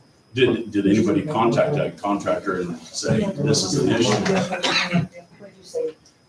Sorry, did anybody contact this contractor and say, this is an issue and it needs to be He lived fixed? right in town, so he So, would have saw him. But this one here, the Hannah one was all green, so I contacted Joe Hannah. So the contractor mowed it for 8 years. Stones off. that's Yeah, unacceptable. Totally. I agree. And I have several people out there myself, that's why I take them. Absolutely. Well, I think, a lot of people, most people in this town have people out there and they want to see it taken care Yeah, of and respected, yeah. Where's those pictures already left at the city council? Yes, I left a whole bunch of pictures with Michael. When we did it, they looked the glossy ones, that's just kind of Sure. I See, didn't, and that's- but Mike's And got that's what our rules and regulations put the committee as the contact people for those dispute resolutions. Mhm.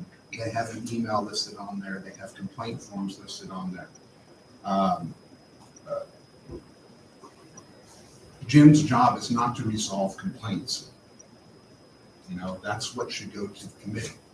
They should do that. He's got other stuff he needs to be doing, I fully expect them to work together to come up to a mutual agreement, to get stuff done, instead of, And we have done that. What's that? And we have done that. I We've know, got gates I installed and stuff that, lovely. long time coming, but right, and I think it just got out of hand where we're trying to say, well, this person's the ultimate authority on here, and I think people need to remember that the ultimate authority here is the 5 people sitting up here. And I want to add We to make it, the the policies. foundation helped buy those gates too. They put an yes, application it in. did. There you The go. cemeteries are starting to put applications in to help their cemeteries out. Well, and are we supposed to have part of the, program, cemetery program Yes. was supposed to come on that too, wasn't it, Jim? Yes, And we're still working on that. yes. I definitely know we can bury the so-called hatchet, move forward Yes. in a Yes. productive way. You don't need to be fighting on, well, this is my decision, ultimately it rests up to you. Because the committee could bring a proposal, we could say no, Jim could bring a proposal, we could say no. That's just the way it is, and it's not because we dislike you, No, it's just No. because it's not feasible. It's not personal. people Gotta take get it away from being personal. personal. That's the big deal. Christina, did you have something So I just else? had one thing, and only because I heard it on the news and it jogged my memory. Do you know where we're at, you, Forrest, working with on the final of this road? Because infrastructure funds are starting to be applied for, and I really would hate to miss out on those if we can get them Infrastructure. for the road, for the main, Oh, you mean, for White Pole Road. right, The- but you're talking infrastructure from the federal, right? Is that Yeah, right? and they're really looking at rural county or rural areas. You're right, I have heard that. But I just, haven't we've received talked about it, anything. and I want to make sure we're still moving, so we don't. You'd be your lose guy out on right this. here, the DOT. I don't know if that's something- State of Iowa, right? Yeah. You I don't know if that's call something- the governor, get I'll some talk to funds, right? Stuart and see what we Yeah, have. can you see Write you a check. Matt, not that you don't have enough to do with your time, but can you see where it sits for applying for those infrastructure funds? Okay. Because they're cutting out chunks for rural areas. I really hate to really put I that think on. I've seen that too, so. I don't really go trust me. We talked about it, and we left it in your hands with Forrest and Oh, no. Josh and, When you left in my hand regarding the whiteboard road and the communication was against. to work on a final, Yes. hopefully a final plan to where Steve can Yes. draft the 2080 and get it done and over with. But the funding from the state and all the stuff, we're gonna go after. Trust me, we're not But gonna miss they're a dime. talking about it more and more, so I Yeah, don't we're know. not gonna miss a dime, I trust you, hopefully. Anything else? Anybody has anything, okay, Mayor? I got one thing here. I don't know if people noticed, I've been working with the owner of 307 North Main, Brian Fitch, where the Mumfords lived for the last 2 weeks. I had a citation given to him in October, but I backed off. Mike Johnson thought he was gonna buy it, and then he backed out. So basically, the Mumfords got moved out of there a week ago Saturday, and the stuff was put out on the get it, and then 24 hours later, it either went in the dumpster, and then this last Saturday, the same thing happened. And I'm working with Brian Fitch. Hopefully, I can convince him either to sell it to Mike Johnson, or we have bought properties in town. We took down the House of Coes on the south side. It cost $4,400 to do asbestos and $7,650 to have Marty Derry tear it down, and a police officer who lives next door said it'd be a good trained fire if we could do it, but the asbestos would have to be removed, but Fitch hasn't given me an okay yet whether he'd sell it. One time And he's he- not only looking at one buyer, I mean, because I know his neighbors are interested. Yeah, the in neighbor buying it possibly too, but it's, what I see, be pretty tough for anybody to live in it, the condition it is. Yeah, I was just showing these guys here, it's been put on Facebook, everybody in town's thanking the city for getting that done. And thank you to the Stuart officers, I know you guys spent a lot of time there. Everybody that worked on And the mayor behind that too. it, yes, yes. But I'm got Brian's phone number, and I'll try to work with him to see either the city can take it or sell it to one of the neighbors, so. We have a timeline on that, because we've talked about condemnation and what you do Beverly. Well, that's what I said, Mike had called the county sanitarian too, and we're working with them too. Is there a timeline for how fast they work, or is it just how fast No, we push them? I'll keep in contact. Brian was offered 10 from Mike Johnson, then 15, but he only paid 14 for it. It's in terrible shape, so I don't He know. likes I'll to keep drag his working feet, with him. so. What's that? He said he likes to drag his feet. so. Yeah. Yes, I know. Okay. Anybody else have anything? Yep, Mick? Look, I'd like to ask you if you're prejudiced against me and won't put me on any of these committees. No, what I said is I'm going to the meeting and see what's going on at the meeting before I put You anybody else said on. you said at the beginning, you said I've got other people that I want to put on there. No, I have another person. Why that can't applied. you just put me on? I'm not, be done with I'm not gonna do it tonight. I'm gonna go to the meeting tomorrow and see what's going on. Because there's a lot of squabbling going on. There's no squabbling going on with the four of us. I'm not on it, She's not on it, but Mike and, I'm just a no, mouthpiece. Mike and Mary are on it, but there's no squabbling going on with us. No, Hey, Mick, I just want to say, right now, let's let the mayor, I understand your passion for it, okay? I really do. But let's let the mayor have his meeting with him, and then we need to move forward with this, we want to Well, try I'd like to. to go to the meeting too, and if I'm on the board, then I can go. It's a I'm not committee, not a sure. board. I'm not sure if Or the you, the committee. Excuse me. I'm not sure if you couldn't go to it, you might just. I'm gonna go anyway. So, but I would just say, Yeah. let's move forward now, and try to take it in a new direction. anybody else have anything? Besides a small water. Everyone's doing that.